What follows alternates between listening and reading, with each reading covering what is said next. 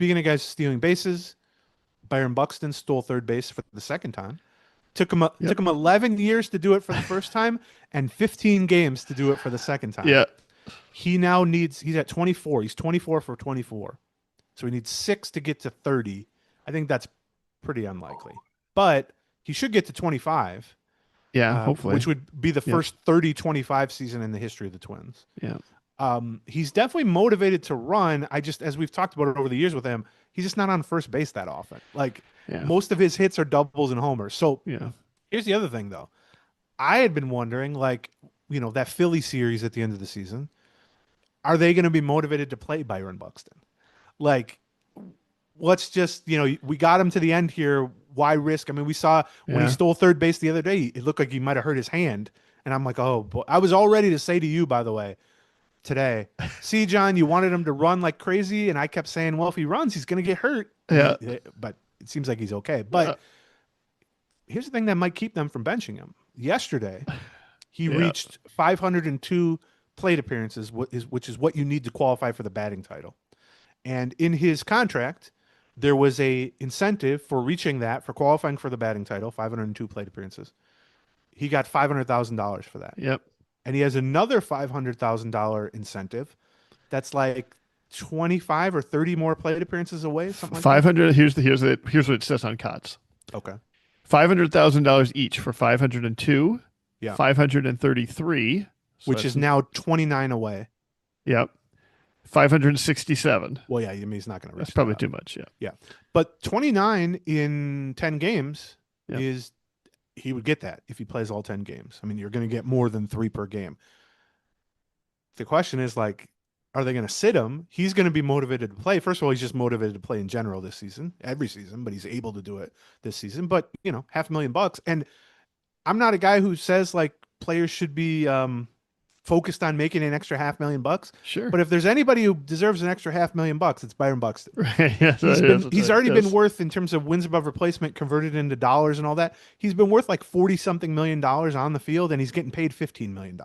Yeah. And my other thought on that is, it's the Pohlads money. So give him $10 million. Give everyone a $500,000. I mean, like, I'd sure as hell rather go to Byron Buxton. I'd rather give Byron Buxton a $500,000 and have him flush it down the toilet than have the Pohlads keep that money.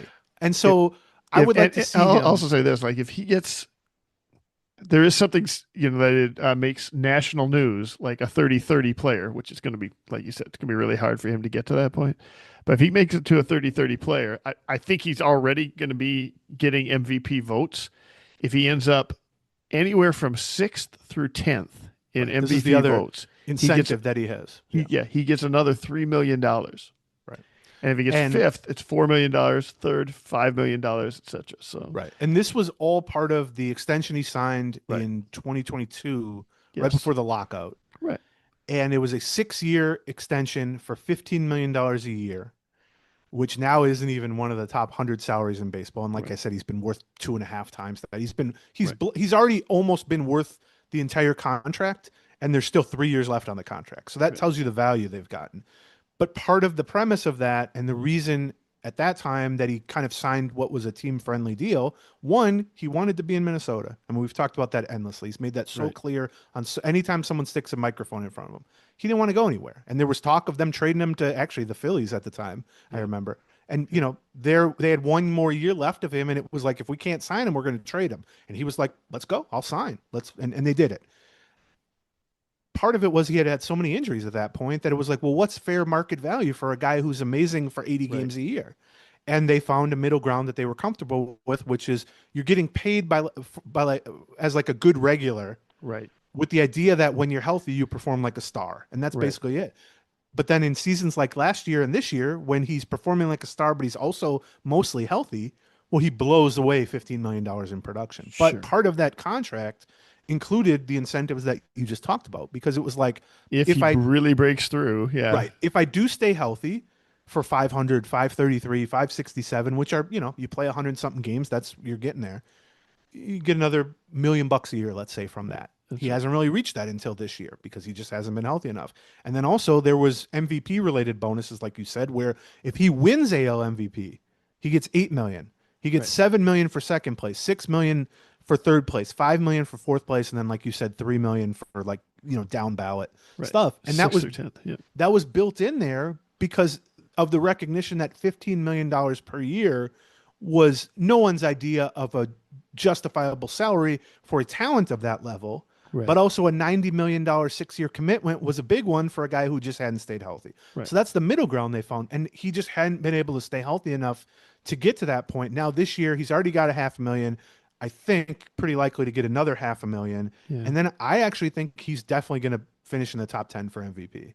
Yeah, I agree with you. Yeah. He should. I mean, Yes. in my opinion, I'm biased, but I don't have an MVP vote. I have a I have a Rookie of the Year vote this year. Okay. It rotates. Like 1 year you get MVP, 1 year you get BBWAA. So I have no ability to affect that. But I think, he made the All-Star team. He participated in the Home Run Derby. He's certainly as prominent of a player as you're going to get in Minnesota in terms of national recognition. Like no one's going to go, oh, wow, Byron Buxton's having a good year. Like I think it's pretty known at that point. Sure. So I'm hopeful that he finishes, 8th, 9th, 10th, whatever, and could come away here with closer to $20 million instead of $15 million. And welcome to the end of this video. There's lots more. For another, just click on one of these boxes. Or click on this circle in the middle to subscribe to all of our Twins Talk. Thank you. Gleeman